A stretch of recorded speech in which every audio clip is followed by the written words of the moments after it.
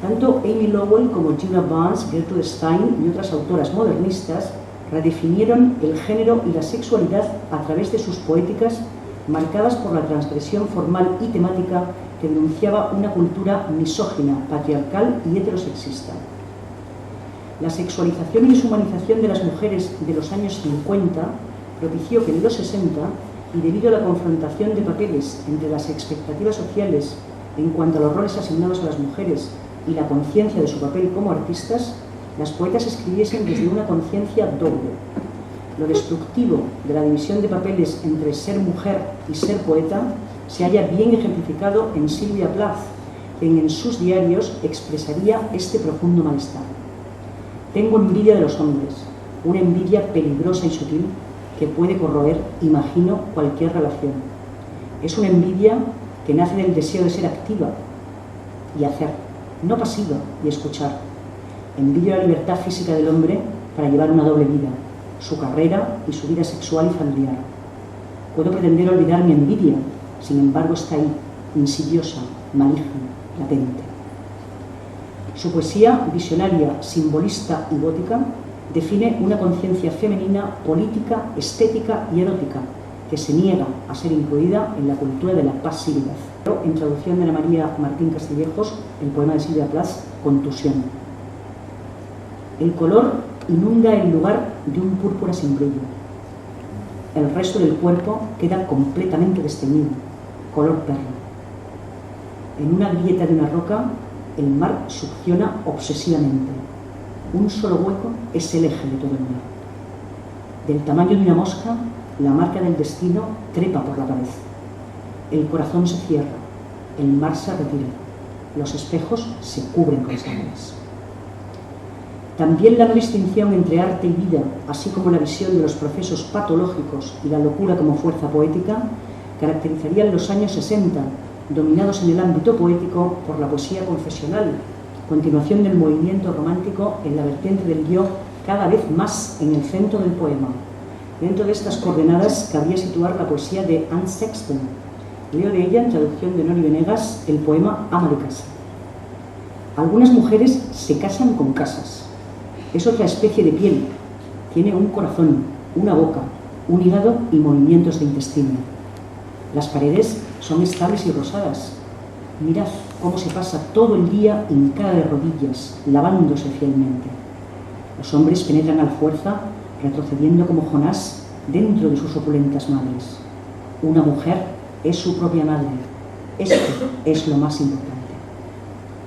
Adelantada a su época, 1911-1979, se halla la poética de Elizabeth Bishop, encuadrada por la crítica cerca de planteamientos postmodernistas en lo que se refiere al desplazamiento del yo o a las reticencias que la poeta muestra a la hora de retratar la intimidad. Marcada por una fuerte conciencia subjetiva y por una visión cognitiva y analítica, la poesía de esta autora tiene como objetivo dejar al descubierto la verdad humana. A su contemporánea y amiga Marianne Moore, que iniciaría en esta etapa modernista una tradición distinta, fuerte y digna de emular, como alternativa a la estética de los precursores masculinos, dedicaría Elizabeth Bishop el siguiente poema, del que leo unos fragmentos y cuyo tema central es la gratitud, el respeto y la admiración que sintió por Moore, a quien consideraba su madre literaria. El poema se titula Invitación a Marianne Moore. Desde Brooklyn, por el puente de Brooklyn, esta hermosa mañana, te lo ruego, ven volando. En una nube de ígneas y pálidas sustancias químicas, te lo ruego, ven volando, hasta el rápido redoble de miles de pequeños tambores azules que descienden del cielo caballa por la lustrosa tribuna de agua portuaria, te lo ruego, ven volando. El vuelo es seguro, el buen tiempo está pactado, las horas discurren en verso esta hermosa mañana, te lo ruego, ven volando. Ven con la fina punta de cada uno de tus zapatos negros trazando una estela de zafiro, con una capa llena de alas de mariposa y buenas palabras, con Dios sabe cuántos ángeles montando el ala ancha y negra de tu sombrero, te lo ruego, ven volando.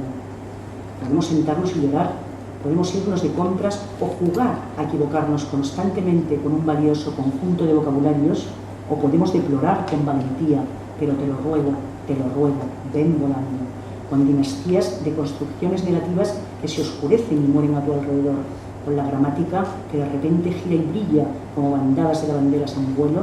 Te lo ruego, ven volando, ven como una luz en el cielo blanco que vaya, ven como un cometa diurno, con un tren de palabras largo y sin nebulosas, desde Brooklyn, por el puente de Brooklyn, esta hermosa mañana. Te lo ruego, ven volando. A finales de los 70 aparecieron 3 estudios importantes acerca de la literatura escrita por mujeres, entendiéndola como perteneciente a una subcultura, con una tradición literaria específicamente femenina. Literary Women, de Ellen Merce, de 1976, Una literatura propia, de Elaine Showalter, de 1977, y el ya citado La loca del desván, de Sandra Gilbert y Susan Gubar, en 1979. Como ha afirmado Tori Moy, estas obras representan la mayoría de edad de la crítica feminista angloamericana. Siguiendo Soledad Sánchez Gómez, la obra de la poeta y crítica literaria Adrienne Rich viene a resumir los rasgos esenciales de la poética norteamericana de los últimos 50 años del siglo XX.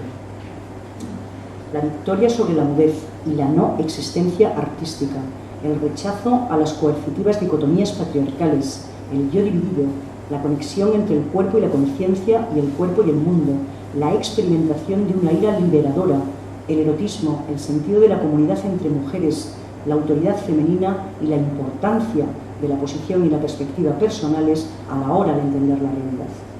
Efectivamente, al reconocer el quehacer de poetas anteriores junto con el de sus contemporáneas más cercanas, Adrienne Rich ha contribuido y contribuye de una manera decisiva a conformar la tradición poética femenina en Estados Unidos.